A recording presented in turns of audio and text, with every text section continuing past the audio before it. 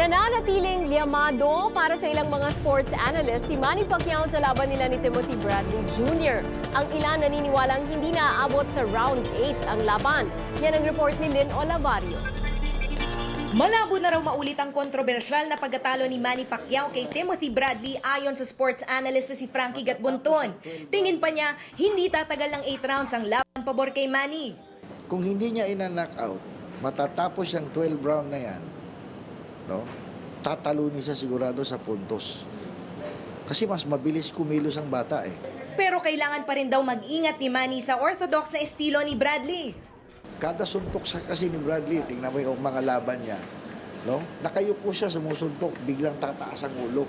So yung kalaban niya ngayon na nakayuko at sumusuntok din sa kanya, pag bigla siyang tumayo, ang tendency nun, tatama ang ulo niya anywhere sa parte ng muka ng kalaban. So puputok yan. Mas bata na 5 taon at mas mahaba ang braso ng Amerikanong si Bradley. Mas matangkad naman ang bahagya si Manny at lamang sa karanasan at maging sa dami ng knockouts. Pero tingin na sports analyst na si Dennis Principe, hindi makikita ang knockout artist na Pacman sa welterweight division kung saan mas malalaki ang kalaban. Mas pinaiiral na rin daw ni Manny ang diskarte at scientific approach. Kaya tingin niya, sa decision ulit mauuwi ang laban pabor kay Manny.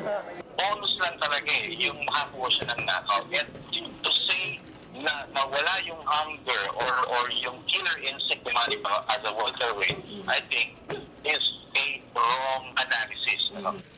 Lamang din sa pustahan si Pacquiao sa Vegas. Base sa oddshark.com, ang $200 na pusta kay Manny ay kikita ng $100, habang ang $100 na pusta kay Bradley naman ay kikita ng mahigit $160. Lynn Olavario, News 5.